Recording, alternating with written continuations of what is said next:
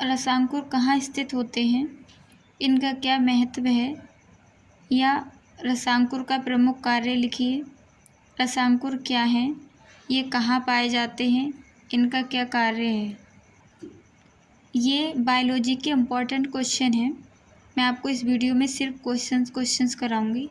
अगर आप इसका सॉल्यूशन चाहते हैं तो मुझे कमेंट में बता दें। तो ये इम्पॉर्टेंट क्वेश्चन है, रसांकुर कहाँ स्थित होते हैं। आज इस वीडियो में पूरा निचोड़ कराऊंगी बायोलॉजी का। दूसरा क्वेश्चन देखते हैं। प्रकाश संश्लेषण किसे कहते हैं। प्रकाश संश्लेषण के लिए आवश्यक विभिन्न घटकों के नाम लिखिए। ये भी क्वेश्चन कई बार आया है, आप पेपर उठा के देखना तो आपको ये मिलेगा। तो प्रकाश संश्लेषण किसे कहते हैं, ये क्वेश्चन, और अभी मैंने आपको बताया था ये रसांकुर वाला क्वेश्चन। और क्वेश्चन मैं आपको बताती हूँ। तीसरा क्वेश्चन है, एटीपी तथा एडीपी का पूरा नाम लिखिए। एटीपी तथा एडीपी का पूरा नाम लिखिए। गाइस, मैं इस वीडियो में आपको लघु और विस्तृत प्रश्न सारे कराऊंगी। आपको बस इम्पोर्टेंट प्रश्न करा रही हूँ मैं। अगर आप इनका सॉल्यूशन चाहते हैं तो मैं आपको नेक्स्ट वीडियो में वो भी प्रोवाइड करा दूँगी, बस मुझे बताना। एटीपी तथा एडीपी का पूरा नाम लिखिए। ये भी क्वेश्चन कई बार पूछा जाता है।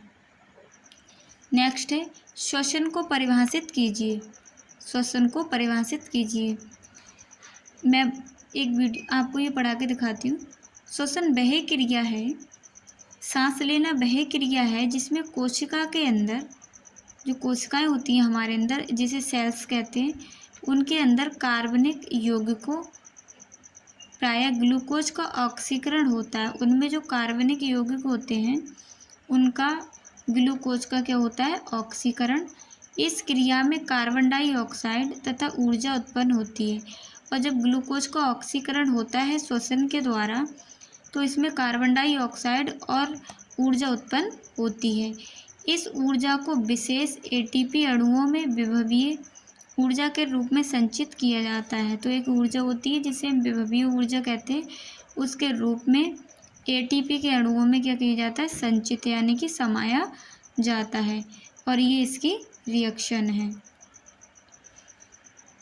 गाइज, मैं इसमें सिर्फ आपको क्वेश्चंस करा रही हूँ जो कि इम्पॉर्टेंट है। NADP का पूरा नाम लिखिए। ये भी क्वेश्चन कई बार देखने को मिलता है। NADP का पूरा नाम लिखिए। अब ये पहला चैप्टर चल रहा है, इसका नाम है जैव प्रक्रम। ऐसे ही मैं सारे चैप्टर्स का आपको कराऊंगी। अगर मैं विद सॉल्यूशन कराऊं तो वीडियो बहुत ज़्यादा लंबी हो जाएगी। NADP का पूरा नाम लिखिए।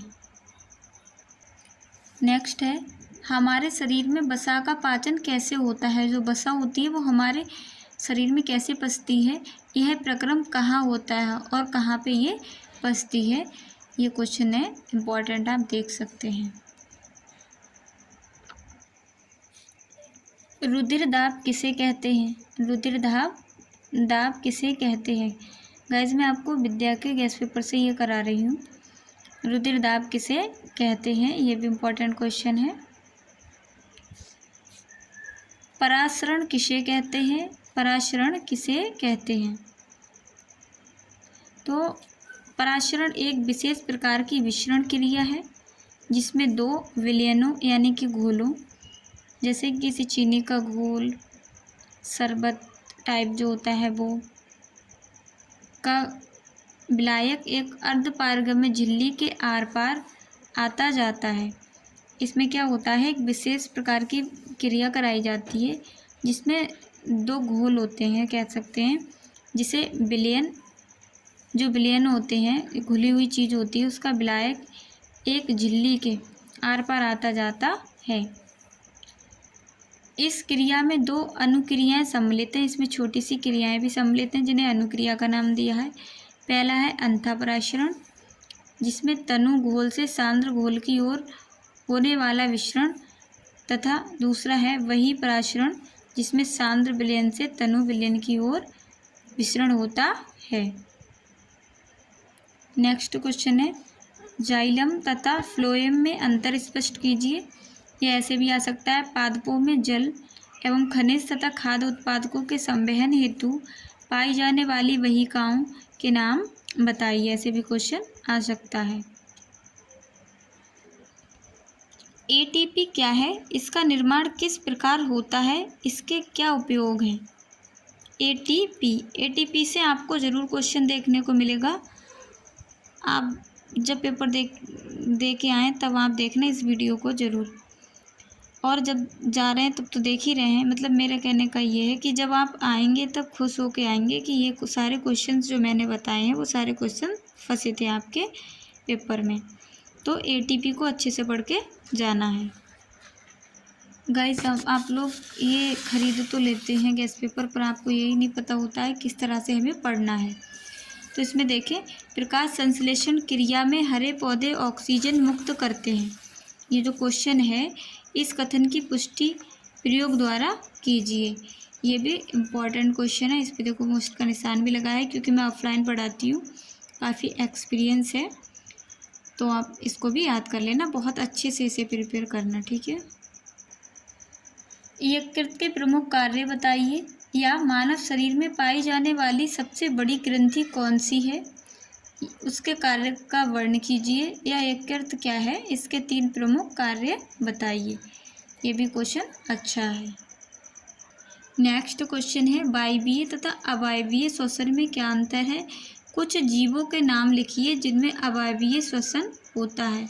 या ऑक्सी तथा अनॉक्सी श्वसन में अंतर बताइए। दोनों ये अंतर आता है, इस चैप्टर से अंतर जरूर आता है, तो आप अंतर देख के ज़रूर जाएंगे, ठीक है। अभी जय प्रक्रम ही चल रहा है, क्योंकि आपको लगता होगा काफ़ी क्वेश्चन हो गए, मैंने लघु और विस्तृत दोनों ही करा दिए हैं। श्वसन तथा दहन में अंतर बताइए। यह श्वसन तथा दहन में कोई 4 अंतर बताइए। ऐसे भी अंतर आ सकता है, 3 अंतर इसमें दे रखे हैं। श्वसन का भी है, मैंने अभी ऑक्सी तथा अनॉक्सी का भी बताया था।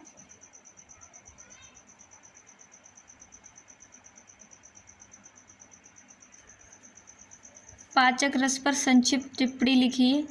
या मनुष्य में पाए जाने वाले पाचक रसों के कार्यों का वर्णन कीजिए। इसको आप ज़रूर तैयार कर लेना, कैसे भी ये क्वेश्चन आ सकता है कई तरह से। नेक्स्ट, हेमोग्लोबिन पर संक्षिप्त टिप्पणी लिखिए। या हेमोग्लोबिन कहाँ पाया जाता है, इसका प्रमुख कार्य बताइए। रुधिर और लसिका में अंतर स्पष्ट कीजिए। 3 अंतर आप इसको देख लेना अच्छे से। रुधिर और लसिका में क्या अंतर है, बस ऐसे याद करना है। ये गहरे लाल रंग का तरल संयोजी ऊतक है, यह रंगहीन तरल संयोजी ऊतक है। इसका कोई रंग नहीं होता, इसका लाल रंग होता है। धमनी और सिरा में अंतर स्पष्ट कीजिए। या पल्मोनरी सिरा में किस प्रकार का रक्त बनता है। धमनी और सिरा में 4 प्रमुख अंतर बताइए। इनमें रुधिर हृदय से अंगों की ओर बहता है, और इनमें शिरा में रुधिर अंगों से हृदय की ओर बहता है। जस्ट इसका उल्टा होगा, यहाँ पे पढ़ लेना, काफ़ी इजी है। आप इसे अच्छे से पढ़ सकें ताकि मैं ये दे दूँ। ऐसे ये हृदय की धड़कनों के कारण इसमें रुधिर रुक कर, किसके कारण, हृदय की धड़कनों के कारण रुक कर तथा अधिक दबाव के साथ बहता है। ज़्यादा दबाव पड़ता है तब बहता है। और सिराओं में रुधिर के बहाव की गति धीमी होती है, अब एक सी रहती है। इसमें रुक कर नहीं, जैसा बहता है वैसा ही बहता रहता है। रुधिर वाहिनियाँ किसे कहते हैं, इनके प्रकार लिखिए। रुधिर वाहिनियाँ किसे कहते हैं, इनके प्रकार लिखिए। तो ये हैं धमनी, शिराएँ, और एक और है केशिकाएँ। नेक्स्ट है पोषण क्या है, पोषण की आवश्यकता क्यों पड़ती है, पोषण के प्रमुख प्रकारों का उल्लेख कीजिए। या करके दे रखा है, कई तरह से ये क्वेश्चन आ सकता है। इसको और अच्छे से याद कर लेना। वाष्प उत्सर्जन को प्रभावित करने वाले कारक कौन कौन से हैं। गाइस इससे तो बेहतर है कि आप पूरे गैस पेपर को पढ़ते हैं, सारे क्वेश्चंस को पढ़ते हैं, इनमें से इम्पोर्टेंट्स ही पढ़ना। पाचन से क्या तात्पर्य है, या इसमें कौन कौन से पाचक रस भाग लेते हैं। पचे हुए भोजन के अवशोषण तथा स्वांगीकरण की क्रिया का वर्णन कीजिए। यह पाचन किसे कहते हैं, ये मैंने अभी शॉर्ट में भी बताया था आपको। मनुष्य के हृदय की आंतरिक संरचना एवं क्रियाविधि का सचित्र वर्णन कीजिए। या तो ये आएगा या यकृत वाला क्वेश्चन आएगा, ध्यान रखना। उत्सर्जन से क्या तात्पर्य है, मनुष्य के उत्सर्जी अंगों के नाम लिखिए। मनुष्य के वृक्क की संरचना तथा कार्यविधि को सचित्र समझाइए, यानी कि चित्र समेत समझाइए, चित्र भी बनाइए और ये समझाइए। या उत्सर्जन किसे कहते हैं, कई तरह से ये क्वेश्चन आ सकता है। बाष्पोत्सर्जन की क्रिया में स्टोमेटा की क्या भूमिका है, रंध्र जिसे कहते हैं स्टोमेटा, ये क्वेश्चन देख लेना गाइज। यहाँ से नेक्स्ट चैप्टर स्टार्ट होता है। इंसुलिन का क्या महत्व है, यह कहाँ बनता है, इंसुलिन। पादप हार्मोन्स पर टिप्पणी लिखिए। पादप हार्मोन्स की 4 प्रमुख विशेषताएं बताइए। या पादप हार्मोन्स क्या होते हैं, ये क्वेश्चन भी इम्पॉर्टेंट है, नेक्स्ट चैप्टर का है, ये बता रही हूँ आपको। हार्मोन्स तथा एंजाइम्स में अंतर बताइए। हार्मोन्स तथा एंजाइम्स में अंतर स्पष्ट कीजिए, ये है इसका अंतर।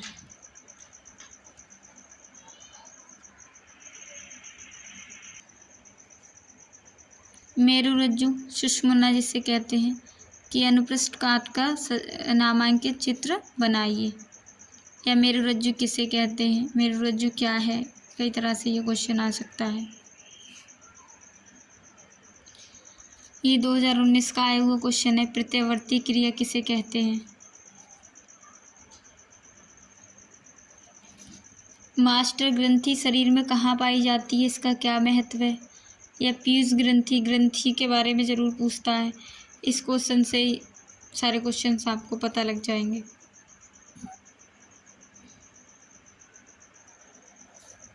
ये नलिका विहीन ग्रंथियाँ क्या होती हैं। थायराइड ग्रंथि की संरचना तथा उसके कार्यों का वर्णन कीजिए। ये अंतःस्रावी।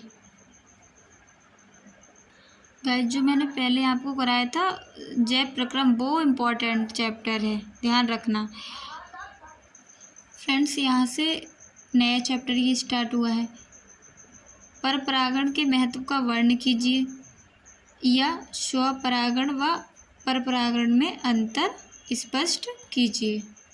ये भी क्वेश्चन है, नया चैप्टर है ये, जिसका नाम है जीव जनन कैसे करते हैं, उससे लिया गया है ये। परिवार नियोजन से आप क्या समझते हैं, छोटे परिवार के महत्व को समझाइए। गाइस, आपको मेरी वीडियो अच्छी लगती हो तो कमेंट करें, लाइक करें और मेरे चैनल को सब्सक्राइब करें। कमेंट तो आप कर दिया करें। 2020 में परिवार नियोजन से आप क्या समझते हैं, छोटे परिवार के महत्व को समझाइए, आया हुआ क्वेश्चन है इसमें 2020 में। ये निषेचन क्या है, बाह्य एवं आंतरिक निषेचन में अंतर स्पष्ट कीजिए। ये जो क्वेश्चन है, पुष्पी पौधों में परागण के उपरांत निषेचन तथा बीज बनने तक जनन की प्रक्रिया को समझाइए। ये लघु में मिलेगा, यानी शॉर्ट में नहीं हो तो वेरी शॉर्ट नहीं मिला तो लॉन्ग में तो मिलना ही मिलना है। ये ऐसे कई तरह से आ सकता है। जनसंख्या विस्फोट क्या है, जनसंख्या वृद्धि से होने वाली हानियाँ तथा बचाव का संक्षेप में वर्णन कीजिए। या ऐसे भी आ सकता है, ऐसे भी और ऐसे भी आ सकता है। केवल उपाय भी पूछ सकता है, केवल हानियाँ भी पूछ सकता है, केवल कारण भी पूछ सकता है। गर्भ निरोधन की विभिन्न विधियाँ कौन सी हैं। या परिवार नियोजन की स्थायी विधियाँ कौन कौन सी हैं, किन्हीं 2 पर संक्षिप्त टिप्पणी लिखिए। ये है वेरी इंपॉर्टेंट क्वेश्चन। प्रजनन क्या है, प्रजनन क्या है। या ऐसे आएगा, मादा मानव जनन तंत्र का वर्णन कीजिए। गाइस यहाँ से आपका एक नया चैप्टर स्टार्ट होता है, आनुवंशिकता एवं जैव विकास, जिसमें पहला इम्पोर्टेंट क्वेश्चन है डीएनए तथा आरएनए में अंतर लिखिए। डीएनए तथा आरएनए में अंतर लिखिए।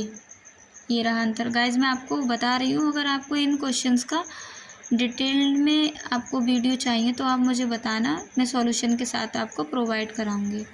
अभी बस मैं क्वेश्चंस बता रही हूँ कि इम्पोर्टेंट है। गुणसूत्र पर संक्षिप्त टिप्पणी लिखिए। कायिक गुणसूत्र एवं लिंग गुणसूत्र में अंतर स्पष्ट कीजिए। ये क्वेश्चन इम्पोर्टेंट है। इससे भी अच्छा क्वेश्चन है ये, जीन का क्या अर्थ है, इसको आप ज़रूर देख के जाना जीन के बारे में। यह जीन क्या है, जीन किसे कहते हैं, कई तरह से ये भी आ सकता है। समयुग्मजी तथा विषम युग्मजी में अंतर स्पष्ट कीजिए, अंतर कीजिए। यह है इसका अंतर। मोस्ट इम्पॉर्टेंट, मेंडल के आनुवंशिकता के नियमों की विवेचना कीजिए। यह मेंडल के वंशागति के नियमों का उदाहरण सहित वर्ण कीजिए। ये भी बोर्ड में आया हुआ क्वेश्चन है, देखो इस पे लिखा भी है। डार्विन के प्राकृतिक वर्णवाद को उदाहरण सहित समझाइए। या डार्विन के प्राकृतिक वर्णवाद के मुख्य 4 बिंदुओं का उल्लेख कीजिए। इम्पोर्टेंट क्वेश्चन है, बोर्ड में आया हुआ क्वेश्चन है ये भी। इसके जस्ट बराबर में है ये, लैमार्कवाद को समझाइए। लैमार्कवाद की आलोचनाओं पर प्रकाश डालिए। लैमार्कवाद और डार्विनवाद ये दोनों आ जाते हैं, इनमें कभी कभी अंतर भी आ जाता है। 2020 में ये आया हुआ है, क्या कारण है कि आकृति, आकार, रंग, रूप में इतने विभिन्न दिखाई पड़ने वाले मानव एक ही स्पीच के सदस्य हैं। तैयार करके जाना गाइस इसे भी।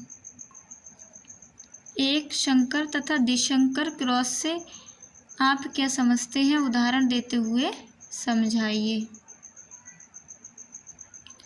आनुवंशिकता को परिभाषित कीजिए, इसकी खोज कब और किसने की थी। लिंग गुणसूत्र का क्या अर्थ है, मनुष्य में लिंग निर्धारण किस प्रकार होता है, रेखा चित्र सहायता से समझाइए। ये तो ऐसे तो नहीं आएगा, ऐसे क्वेश्चन जरूर आ सकता है ये। जीवाश्म क्या है, जीवाश्म किसे कहते हैं, मैं इसे आपको समझा देती हूँ। लाखों अथवा हजारों साल पहले पाए जाने वाले जीवों के परिरक्षित कठोर अवशेष, चट्टानों पर पैरों के निशान, मिट्टी में बने मृत जीवों के सांचे आदि को जीवाश्म कहते हैं। यानी कि जो लाखों या हजारों वर्ष पहले कुछ जीव थे वो मर जाते हैं और उनकी कुछ चीज़ें छूटी मिल जाती है, जैसे हड्डी है, निशान है, कुछ और भी सारी चीज़ें हैं, या उनका मृत शरीर है, इन सबको हम जीवाश्म कहते हैं। अलैंगिक जनन की अपेक्षा लैंगिक जनन द्वारा विभिन्नताएं अधिक स्थायी होती हैं। ये क्वेश्चन भी आप देख के जाना। गाइस बताना आपको मेरी वीडियो कैसी लगी। वीडियो अच्छी लगी तो लाइक करना, कमेंट करना और मेरे चैनल को सब्सक्राइब करना। अगर आप चाहते हैं कि मैं ऐसे ही और जैसे केमिस्ट्री है या फिजिक्स है उसका भी इम्पोर्टेंट क्वेश्चंस का वीडियो डालूं तो प्लीज़ लाइक ज़रूर करना और कमेंट करना।